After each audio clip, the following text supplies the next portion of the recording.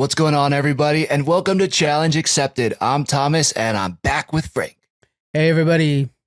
And don't let this excitement fool you. Papa T had a few too many adult bevies last night, and we'll see how this goes. And it's not like Mission Impossible have like complex stories or anything like that. So it's true. You're so right. Yeah, it's basically like little plot points to get to the next action scene which I dig. I mean, so damn good. I love these movies so much. Yeah, they're really good. They're totally American James Bond, and nailed it.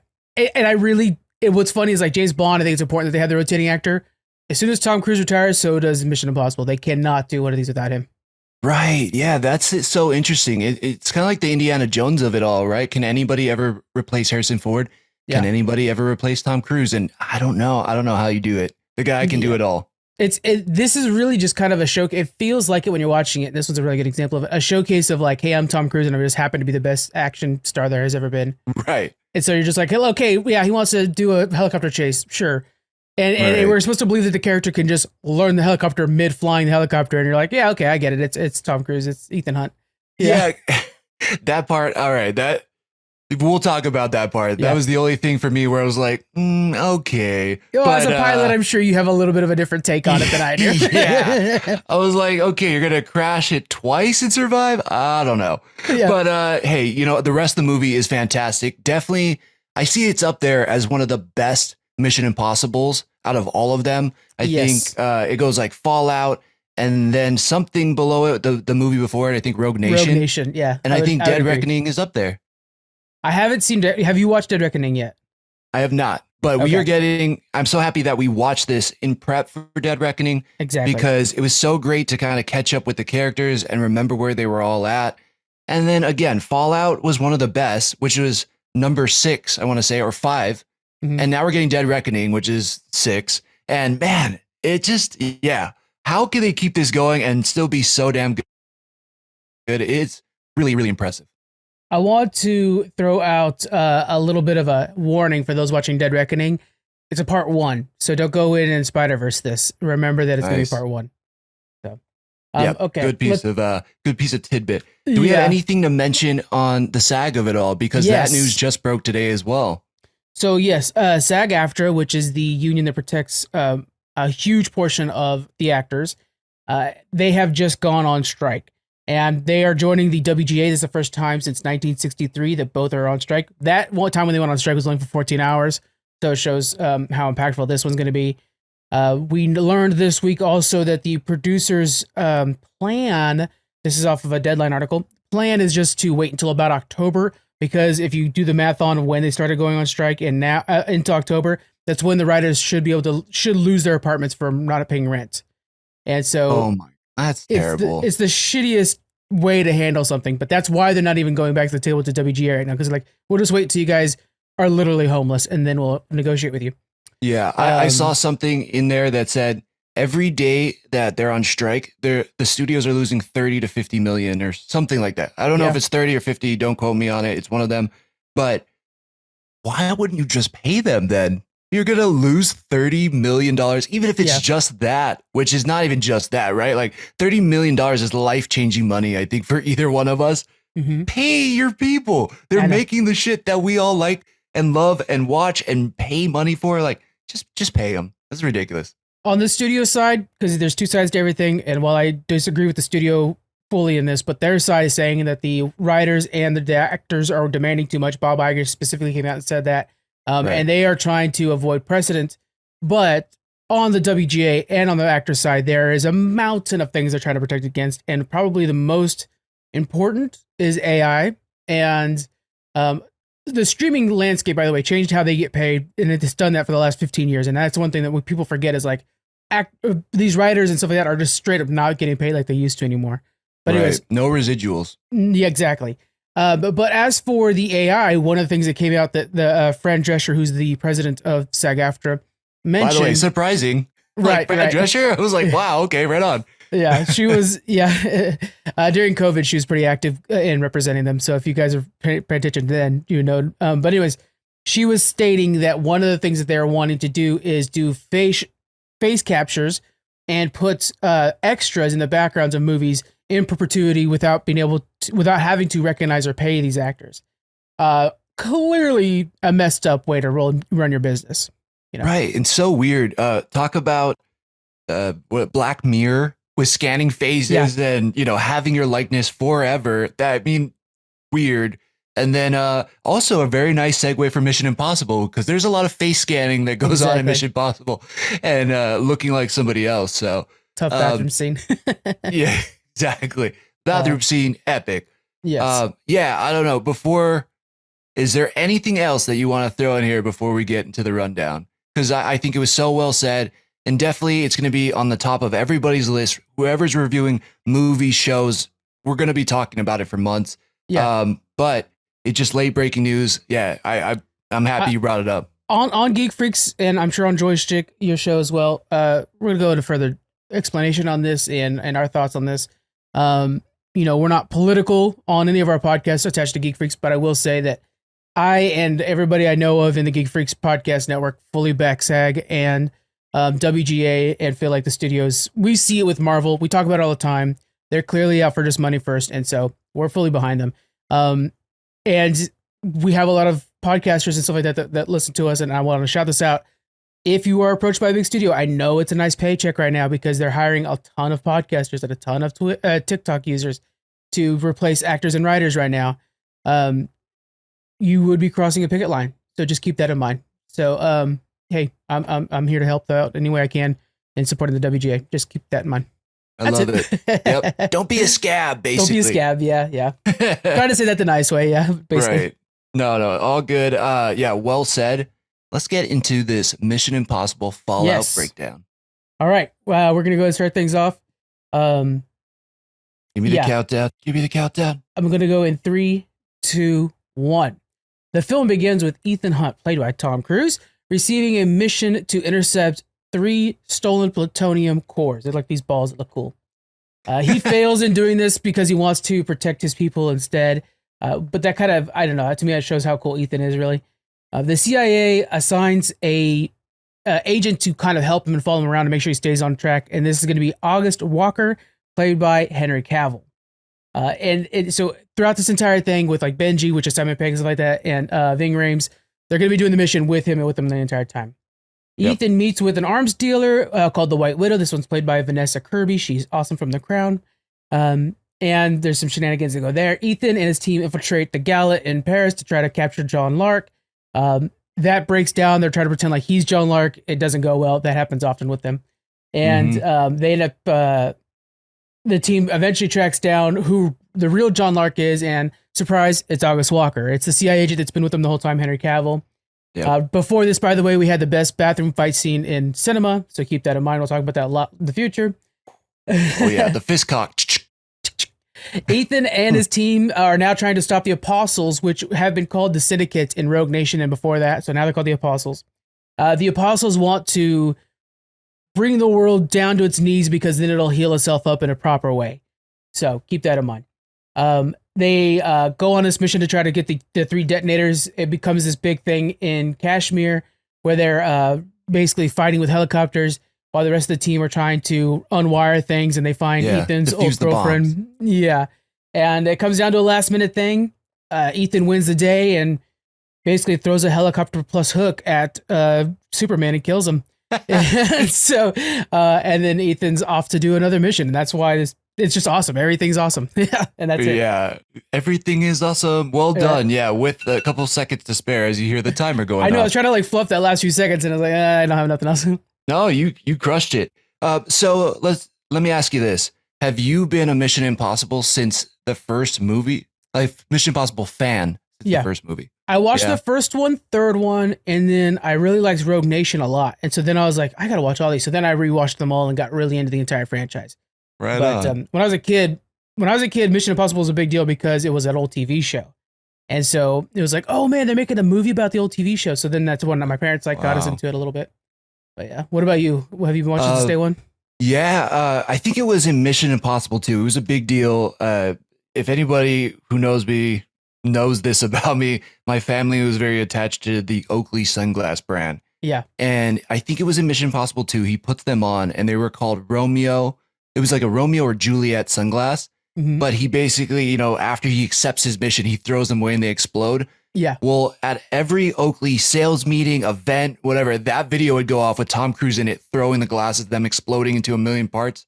Mhm. Yeah. So we were obviously massive fans. And he was attached with Tom Cruise, was attached with Oakley for a while. And when you see a lot of his sunglasses in the movies, I think up until the movie right before Rogue Nation, he's wearing some type of Oakley in one of the missions. So I could say I was a fan. I was kind of raised under 007 is our like family spy, but Right. I feel like Mission Impossible has like taken over. Like everybody loves Ethan Hunt. I mean, and this movie especially shows why you want to love him. He gets the job done and then he cares about his team, puts them first and foremost. I really respect that out of him because to me, I kind of see him as like the United States version of 007, right? And it's funny that we have Henry Cavill here, which I think should be the next 007, but whatever. And so what I like is he could do this or that. Like there's a really good cop scene that comes about midway through where, he has the option, like I could stay undercover and shoot this cop and kill them, or I can just do the right thing and kill those guys and try to figure out a way to solve the situation. And I like to think that that's how America would approach it. Like we would do the right thing first, even at like the expense of the easy way. Right. We definitely don't do that all the time, but I think that's the aura that we try to put out there. And Ethan's definitely that. That's his thing. Absolutely. I feel like, it's Captain America. We don't trade lives, and that's the thing. Like nobody dies today. Nobody loses, like the Flash, but 1,000 times better. Mhm. And, but yeah, I think that he's just this perfect personification of what the ultimate American spy would be. And do you think this is the best franchise that do you think these are the best Tom Cruise movies? I'm a little partial. I like, obviously you gotta like Top Gun, being, a pilot myself. And also Jerry Maguire. I'll always have a soft spot for that movie, man. Yeah. Yeah, I love that so much. But not only does Tom Cruise get to display, I should say, everything, right? He gets to have the full range of emotions. We get to see him be romantic. We get to see him be a badass. We get to see him like fight and just be intelligent too. It is one of like probably the most fun roles I think he probably gets to play. I think so too, because they do let him have fun with it too. There's the moment where he needs to go out the window and he looks around and grabs her chair, throws a chair through the window, and he's kind of like hesitating at the window.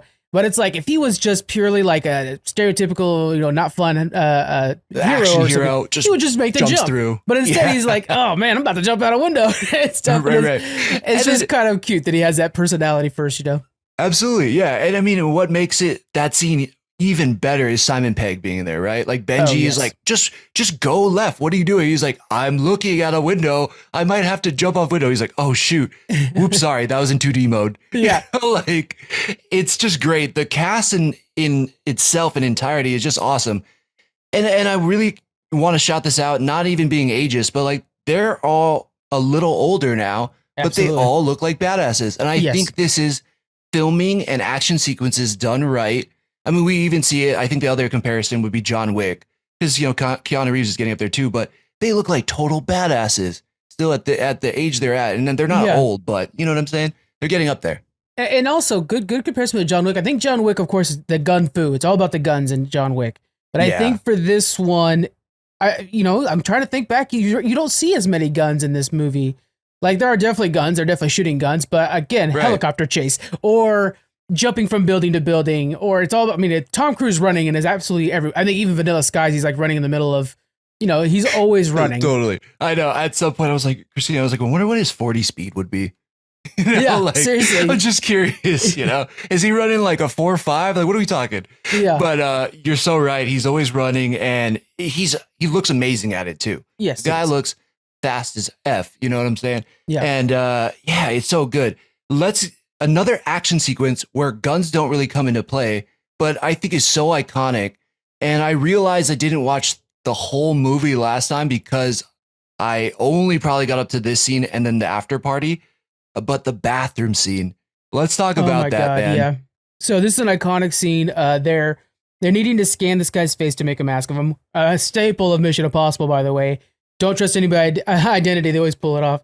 That whole Yeah. the Wolf Blitzer part, it's just so good. But anyways, Definitely. so yeah, they're trying to scan this guy's face. He wakes up because Henry Cavill just knocks him out instead of actually giving him the drug to knock him out, and so he wakes up. And they fight it out. And apparently, he's better than two, basically CIA agents. He's like really good. But that whole fight scene is so cool. Now, fun fact, bringing early, that was supposed to last for 3 days. They were supposed to film that over 3 days. It took them several weeks to master that fight scene. Wow. Yeah, because there's a bunch of like throwing through walls and very complex.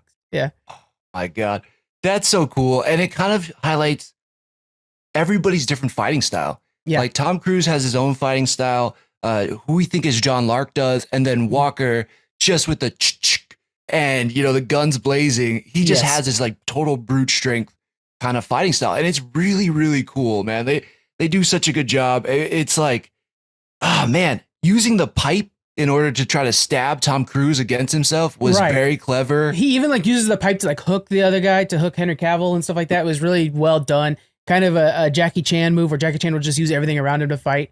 Yeah. And so it's just really cool. And you're right. There later on, the leader of the CIA is mentioning that like you're the scalpel, he's the hammer, which made me want these two to continue working together for more movies, like we did with Simon Pegg or Ving Rhames. I think he's been with him since Mission Impossible 1. But they've always worked together, and I was hoping because then you could have like this guy that just like bumbles away through and punches stuff, and when you have a more accurate way of going, it would be a cool duo. Right. And then the thing I would say is if this was more of a 007 type of movie, I could see him, because of how he was kind of burned at the end and everything, I could see Henry Cavill coming back in a future movie. I kind of wish he didn't die in this one, is maybe what I'm trying to say. Yeah, and he very much did. Like, yeah. Oh, totally. Yeah, a helicopter was pulling him down a mountain by his face. Yes. Yeah. I know. I was kind of hoping, like, if he just falls, like, he'll find a way. Right. No, right. You see the hook land into his forehead and then drag him down. That was brutal. It was like, hook, line, and sinker, but not in a cool way. Is crazy because the leader of the apostles, man, I can't believe I don't remember. And it Solomon Lane? Solomon Lane, yeah. Yeah, is here again from Rogue Nation. So he was the villain from Rogue Nation, and I was in this one, and he's survived everything. Like, I was so surprised. There's a moment later on at the very end when it's like, okay, you're captured and you got beat. Like, how do you not just shoot that guy? Because he's constantly been a thorn in your side. We know it's because he needs to get Ilsa off of her case. Solomon was an MI6 agent, and so was Ilsa, and so she kind of got compromised because of him. And so bringing him back to the UK clears her name so she could finally retire or get away from this system. And so that's why he didn't do it. But I mean, how do you not just like pop? Okay, problem's done forever now. Exactly. That was also a solid recap of Rogue Nation, by the way, too. You just threw in there. Yeah. I went back and watched this to get ready for Fallout. And well done. You just you only needed 30 seconds for that one. But you're right. It's nice that they brought him back and how they brought him back too. He wasn't just this, he escaped and now he's the villain again. It was kind of like, because he's been taken away, it allowed the apostles and the syndicate to spread and also create a new mission, allowing John Lark to also, spread his evil message and then go for the plutonium. So it was really smart how they wrapped everything back in with Solomon Lane. Do you think we're going to see the apostles again in the future? Because I think with Solomon, almost the way Lark treated Solomon is almost like he's a god or cult figure. Do you think we're going to see more of them in the future? I think we see more of the apostles, right? I mean, we never got a true ending to how that's going to go. All we know is that their ultimate plan doesn't come to fruition, right? They don't get the plutonium. I think they got 1 out of the 3. And they're not beat yet. So they're definitely out there in the world planning, plotting. So maybe that's what Dead Reckoning is about. I love that I don't know too much of the story of Dead Reckoning either. Yeah. That's just, man, I just get to go in and be surprised, which rarely happens for us. Right? So, our job is to convey news from filming sets, and it's like, guys, guess what? Wolverine's very yellow. I'm not going to see that surprise on screen. Totally, right? But so that all of it is I think leaves the door wide open for it. Another character that they love how they bring back is Ilsa, right? Because or is Ilsa? Ilsa. It's ILSA. I would think you'll say, yeah. I pronounce everything wrong. I go back and listen to some of our episodes. And I'm like, bro, why do I pronounce everything so bad? You wouldn't think that we talk for a living, essentially, you know, like as much as I mess up words. Oh God. I know, so bad. But she's back. She's amazing. Rebecca Ferguson. Yes. And what a great actress. She's going to be big from Dune, guys. Massive. Dude, Part 2, going to be huge for her. Trust me. Absolutely. But even in Silo, I mean, Apple TV's new show, she's fantastic in that. One of the main characters. Cool. She's such a good actress all around and just absolutely stunning in both these movies. Like beautiful, like a fighting force. She knows like the best jujitsu. Yeah. I mean, she's just a badass character and a perfect counter to Tom Cruise. Like, it's just really awesome. Yeah. I like that scene where she pulls up on the motorcycle and is trying to like, hey, I'm in the way of you now. I've got a gun. You need to let go, Solomon. And Cruise has to be like, damn, I hate to do this to you. I gotta gas it. Yeah. And she rolls over it. And it's just, I know there's a bunch of stunt doubles for everybody except for Tom Cruise. He has a stunt double, but he doesn't use them as much as everybody else. But it was just like super believable the way she rolls over. And every stunt in this movie, by the way, the director mentions this later on. They try to use as little green screen or CGI, almost no CGI. And so all these are practical effects. Famously, in this particular movie, he fractured an ankle making one of the jumps. Wow. Yeah, it's just a mayhem. Yeah, so, but I mean, that's just part of it. Like also with James Bond, that's part of the deal is that, and that's what wears, one of the things that wears down Daniel Craig so much is that it's all practical effects and you're the guy in it. So it's like, damn, that's tough, you know? Yep. I mean, and he just incredible shape. I mean, all these guys, I mean, Henry Cavill, obviously not, but I mean, obviously no question there. Right. But Rebecca Ferguson, amazing. Tom Cruise is like, how old is the guy? 50 something? And he's still in his 60s, I think. 60s, but I mean, the guy's ripped as can be. Yeah. And he still looks really good. I mean, again, I went back to it in the John Wick, 61. Wow. Damn. Impressive, right? And we got Dead Reckoning where he's shooting motorcycles off the side of a cliff. The car stunts in this movie alone, I mean, just so damn good. The motorcycle chase from Rogue Nation was one of my favorite chases ever. But then you go into the car chase in the little kind of old BMW here, and she's chasing him down the motorcycle. And anytime you have a scenario where the main villain is forced to be alongside the main hero and it's just one-on-one, I just love that so much. And they do it so great in this movie as well. He's trying to hide his identity from Solomon in the beginning too. And then it's like, screw it, man. You know, he just goes, here's a fun fact for you real quick. Tom Cruise showed some impressive stunt driving skills during the filming. The crew filmed 4 takes of Cruise making the 180-degree turn in that BMW M5, down a half a dozen steps of streets of Paris. 3 of the takes were perfect.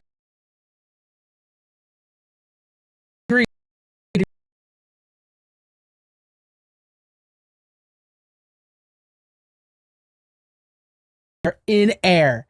The stunt drivers train their entire lives to do something like that. And he got it down.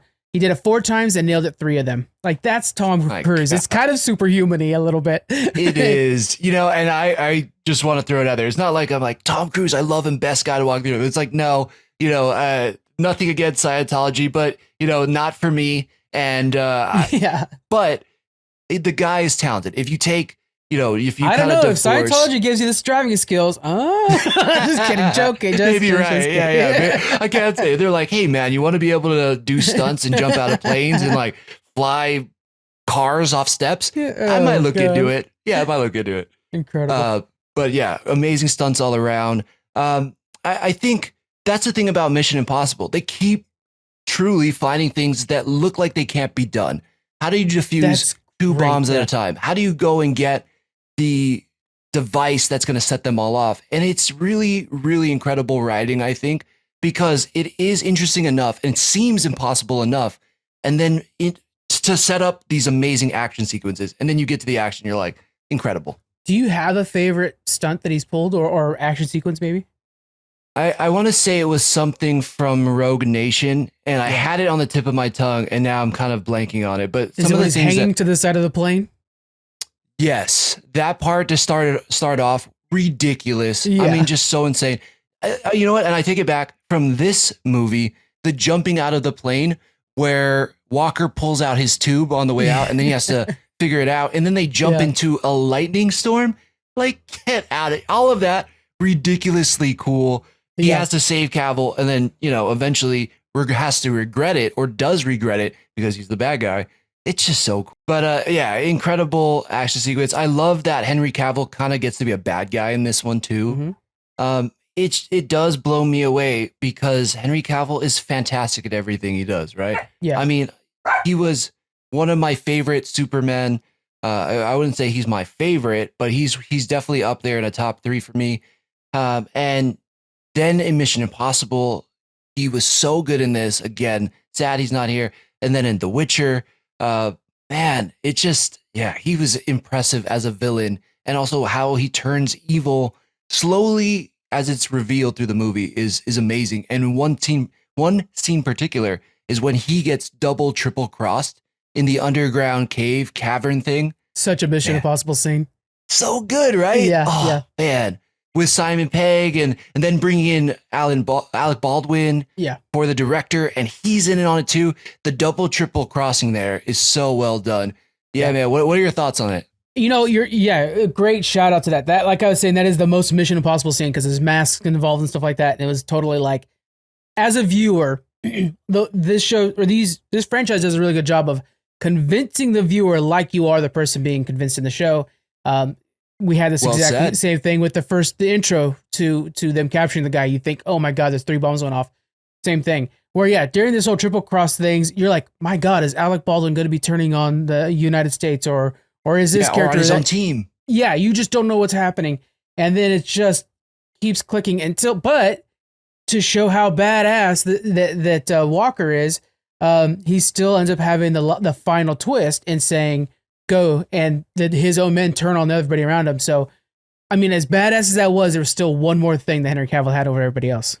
I know. And then the ultimate chase scene through the city where he's just walking and Tom Cruise is jumping off buildings and jumping through offices. Just full sprint while Henry Cavill's like, oh man, beautiful weather we're having today. I know, right? And then Tom Cruise at one point is like holding onto the bottom of the elevator and having a conversation, and then he just drops the picture of Julia in there. It's like, oh my God. Directing, by the way, or cinematography, the way they did that shot, because right now, I mean, like Tom Cruise is killed, like Ethan Hunt is killed in that scene, and then he's like, no, I'm gonna keep you around, and then he puts that picture down, and the focus changes to the picture, and right behind him you see Henry Cavill, and then they change the focus so it goes to Cavill, and I'm just like, oh, it's so simple but so freaking well done, because that's what Ethan's doing, is like, you son of a bitch, you got me. So well done. You're right, you're so right on it. And then they find a way to bring Julia back, and we see, the whole time Luther is talking about, I taught her to be a ghost, she's gone. Every once in a while we get a message, so Hunt knows she's okay. And ultimately, the reason why they're not together is because she was taking him away from saving the world, and he was taking her away from, living a life. And man, then they bring it full circle at the end, where the medical camp they end up at is where she's at doing her nonprofit medical stuff. I mean, it just good. It's exactly what Solomon wanted, right? He wanted to make sure that he could distract as much as possible, and it almost does it, really. Obviously, Ethan Hunt has terrible luck with women. Do you have a favorite leading woman in all of the Mission Impossible? Well, that's fair, right? I mean, does he? Kind of like, he seems to win more than he loses in a way. That's fair. Possibles? You know what? I thought I was going to be able to get away with not admitting this, but I haven't seen all the movies. And, okay. Yeah, but I think Rebecca Ferguson is up there. She's just phenomenal actress, and just those eyes. I mean, she's incredible. I think she's definitely up there. I'm gonna stay with that. What about you? My favorite's Thandie Newton. I can't remember how to say her first name, but she plays Maeve in Westworld. Oh, she is so good in Mission Impossible. I think she's in 3.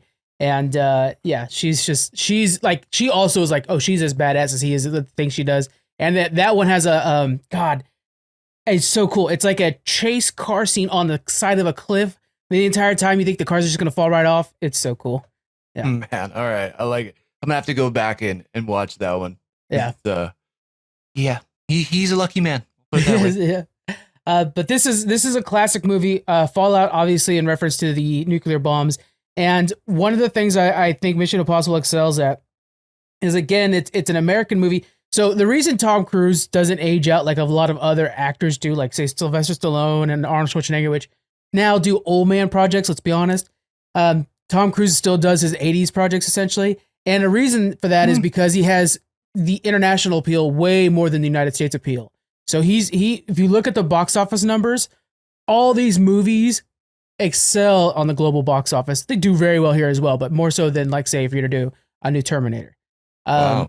Did not know that. Yeah. And what I really like about this movie is a good example of that is while this does feel like he's representing the United States, and as an American, of course, I have to have identity with that. I don't think they ever land in the US. The entire thing takes place in like Kashmir, and then they're over here in China doing this one mission over here. It's so globetrotting. And then the goal, like if all three of those bombs go off, United States isn't hit by a nuclear bomb. Of course, the world in total would be affected by it. But it's specifically China and India who would have all their water contaminated and they would starve. So I like how like the threat is somewhere in the world, and then like we just got to do everything we can to protect as many people as possible. And I think I think we need more movies that are focused on that thing, because I think like a lot of times action movies are like, oh, it's here in America all the time, and you know we've seen from RRR like there's awesome things everywhere. You know? Yeah, exactly. You're right. I'm glad you shouted that out. It's nice because like it's human life. Doesn't matter what country you're a part of. Even though maybe he's a representative of the United States, it's like, no, we have to save the most people. And India and China being affected by it the most, and him caring and willing enough to risk his whole life and his friends' lives and everything. It's like, but that is a worthy fight. Doesn't matter what country or allegiance you have. I agree with you. I like to that. Expand upon that just real quick to kind of clarify what I mean by this is in comparison to 007, as we've been doing, everything 007 does is for Queen and country. Like everything, you always hear him talk about like, oh yeah, it's all about MI6. And so it's kind of nice to have a guy who's, you know, like he's not even fully, you know, acknowledged by the United States. Right. But yeah, I like how it's globally a matter. Well, yeah, definitely 007 saves the globe plenty of times. It's always because England's on it, you know. That's true, because it directly affects the UK. Absolutely. Yeah, you're so right. And yeah, I love it. It's a beautiful message, I think. Mm-hmm. Yeah.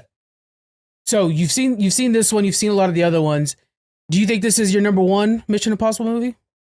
Again, weirdly, Rogue Nation, just the way it kind of culminates. And it's such a classic, almost like Saturday morning cartoon ending with Solomon Lane being in the box and the gas goes off and it comes full circle in it. I thought that was just such an awesome, complete story. But I can't take away from Fallout either, because the action in this one is just so damn good and so unique. Yeah. I think is Rogue Nation the one where they're like in Dubai as well? Let me see. Where that might be the one before Rogue Nation. That's I don't even remember where he was, to be honest. It's there's so much globetrotting. It's hard. Yeah, the adult bevies are blocking out my memory, but I know that he's going around with the team and they're around the world. They're all very good. I can't say enough about these movies. It's just a pure action movie, and they need to be seen in theaters. I've said this before, but I saw this one on IMAX, and that's why I think the helicopter scene means so much to me, or is my favorite action scene in this movie. Although, like the water escape,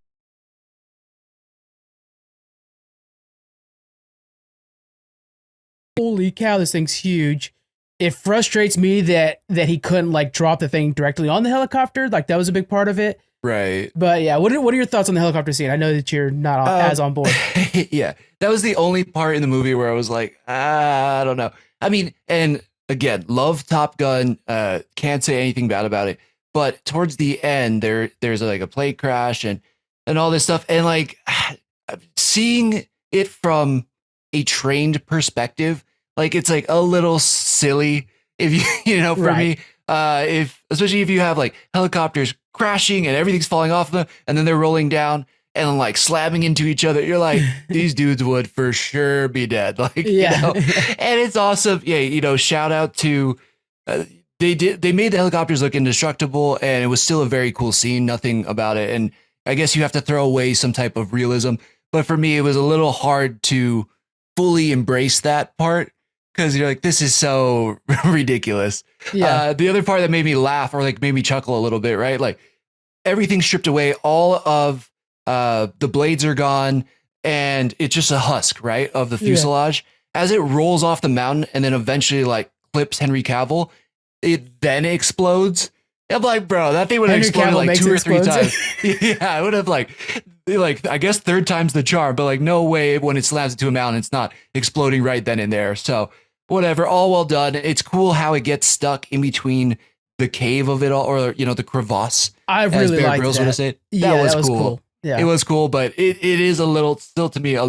For some reason, that's the part where I'm like, I don't believe it, but I don't know why. It just What do you seems think? Okay, ridiculous. so clearly he knows how to fly a plane because he knew right away the elevation. I don't know the terms. You know the terms, but Yeah. like he was knew, able to he see. knew how to control his altitude. It was Right. really smart how he figured out the power of it all. Yeah. But I did appreciate that he wasn't an expert at it. Like I think Yeah. it starts going into some type of uncontrolled rotation, and I was like, okay, that's kind of cool. That's kind of realistic. But he also is able to just save it by pulling up on the control yoke. I'm like, bro, No. that wouldn't have at least I don't know. I'm not a helicopter pilot. I've got several other type of license with multi engines and single engines, all that stuff. But I'm not a helicopter pilot. But I can tell you, most times just yanking down on something or up on something isn't going to quite save you from it. Yeah. But yeah, it was interesting. I did like how it was like, I know how to fly something like planes. Clearly he knew how to fly planes. And then he's Right. like, okay, so this is kind of like, let me relate it over to helicopters immediately. So I did like that there was a True. learning curve like that. Yeah, true. He even goes around and he's like naming the instruments. He's like, oh, Yeah, okay, here's my that's kinda altitude, cool. here's my speed. So it is cool. Like you could tell he has like a baseline knowledge of how aviation works. And so I was like, oh, okay, cool. Like Well, that. he That goes was from awesome. that to like banking turns and stuff like that. I was like, that was pretty fast. Over the mountain, down on the mountain. Yeah, you're like, Jesus. Yeah. That was quick. Really quick. But hey, maybe that's Ethan Hunt for you, and that shows True. what a badass he is. Do you feel okay? So you and me both podcast a lot. Do you ever see a podcaster in a TV show or movie and just think like, that's not how you do it? That wouldn't work. Boy, that's terrible quality. Yes. Unfortunately, that's what takes me out of it, a little bit in aviation terms. And Yeah. again, loved Top Gun Maverick. I thought it was so good. But for me, it wasn't even the flying towards the beginning and they're figuring out how to go through all the caves and the, ravine. All of that was really well done. But it was towards the end where they're trying to escape Russia and all that stuff that I was like, okay, now it's gone pure fantasy and it lost me a little bit. So I think when it comes to movies and shows, when ridiculous things are happening in planes for me, it's a little hard for me to think, it's just a movie. It's like a little bit like, why would you do that? I don't know. It's not fair, but it is. I can't help it. I have experience there, and that's where my mind goes.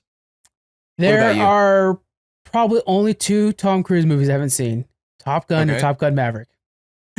What? What? How have we not done that movie? That's crazy. Okay, wow. Because the Maverick was so good, I was like, I wanted.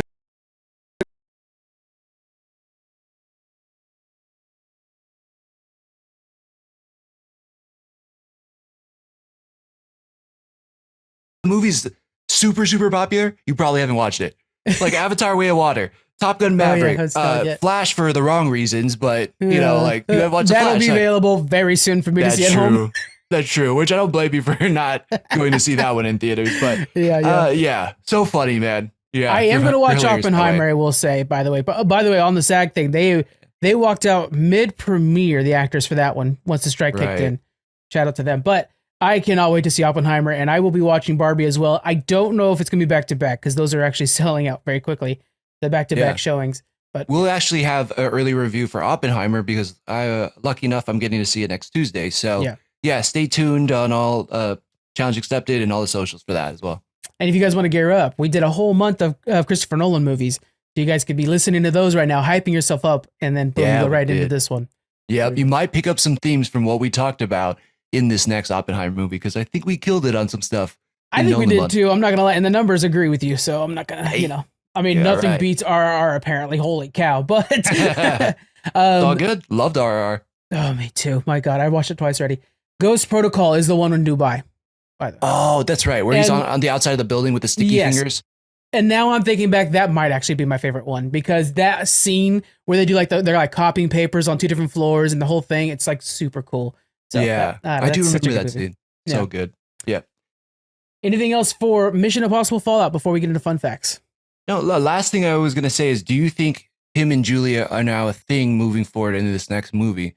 Yeah, you know, she does say like this is where I need to be, which is with him. It's still not good for her to be with him though. What do you think? Yeah, I don't know, it feels a little weird. And because we've seen that Haley Atwell's in the movie and the White Widow is back, it's like, okay, are they a thing? Maybe he's that guy who just gets all the girls now, but I don't know. That's not Ethan though. You know. Yeah, I don't know. Yeah, we'll I don't- see. We'll see. We'll have to watch feed you Dead guys Reckoning. We started, so we have Threads, a link in the description. We have an Instagram now, which I'll promise to start using good and well, and we're going to follow people. I haven't done Both that yet. of us will. It's Yes. a dual responsibility. It's a dual my man. responsibility. But we also have a TikTok, dual responsibility for that as well. And I'm thinking for TikTok, what we'll do is we're just going to throw out reviews for things we saw, like the reviews that we do at the end of this, where we kind of like make it up as we go for that. I think we should do those on camera as well for our TikTok. What the heck? I love it. And we can clip out some of the things from the episode, which if you're not following us on YouTube, go to YouTube. We're there. We have all our videos going up. Frank does an amazing job of making it look beautiful. And you can see my ugly face. So it's all good. Like, you should do this. Oh my God, no way. All right, here we go. Let's get into some fun facts then. Let's do it. Tom Cruise trained for an entire year to perform the Halo high altitude, low opening stunt in this film, where they open up the parachute at the low altitude. He trained for an entire year to be able to master that. I mean, so badass. I mean, anybody who does perform those things in real life, like, listen, I could fly planes. I never wanted to jump out of a perfectly good one. When you're watching the that's scene, crazy. And when you're watching the scene, you got to think there's also a cameraman jumping behind them. Right. Doing the same thing. And following him in one shot. I saw the behind the scenes of that. So badass. That man's name is Craig O'Brien, and he used what's called a red weapon camera with an IMAX lens. Very first time in film that's ever been done. Strapped to his helmet, O'Brien had to focus the 20-pound camera without looking through the viewfinder the entire time. And the special device was created that would automatically adjust the focus by calculating the distance between O'Brien and Tom Cruise and Henry Cavill. What? I mean, that's some Mission Impossible tech to film the movie. Yeah. That's crazy. It's so awesome. That is awesome. Think about the possibilities. Like, you could have a drone that has that camera on it. And then if you're a skateboarder, surfer, or whatever, it would just follow you around. I mean, that is so cool. Okay, so I did the two. I ended up saying a few of these during the episode. I've been doing that a lot. So, I love it. It's like fun facts while we're talking about and reviewing. Yeah. In August 2017, while filming this movie, this was a big deal. I remember being on the entertainment news. Tom Cruise suffered an injury while filming a stunt jumping from one building to another. He was able to grab onto the building thanks to a harness strapped onto him, but he had a hard time. He tried to walk it off. It was a fractured ankle, by the way. Oh man, was that the part? Do you think it's the part where he's jumping between the buildings and he doesn't quite make it and he slams in the side and holds on? That is the shot where he fractured his ankle. So they had to use that shot because he couldn't do another one. Wow, it looked brutal. Yeah, because the way he slams into the side of the building, you're like, that looks sore. He straight up hurt himself on that one. Wow. So the film had 3,000 setups, 13 helicopters, 6 pregnancies during the filming of this thing. 6 women were pregnant and had children. 5 hiatuses they had to stop for filming for one reason or another. 4 weeks of aerial photography alone. 3 continents they filmed on. They filmed in 2 winters so they can get enough of the winter scenes. They had to wait for 2 different winters to do all that. And 1 broken ankle.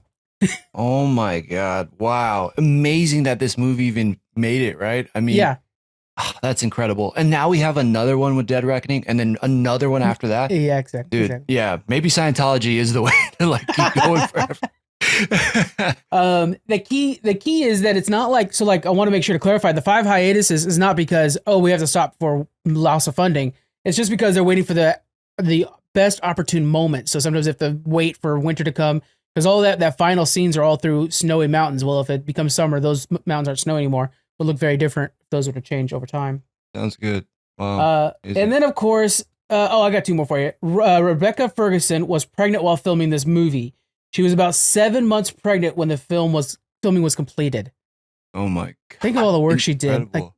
That's impressive. And I could not tell at all. I don't even know how to say it because I'm so blown away. Like she's impressive in this movie, man. And she's so jumping on people and flipping around. Like, wow. The way they interacted and cut her with her stunt double is just so damn good. Last one, and one we already mentioned, but I'm going to mention it again. Henry Cavill. Okay. I'll do mine real quick. Henry Cavill improvised the arm gun reload moment in the bathroom fight.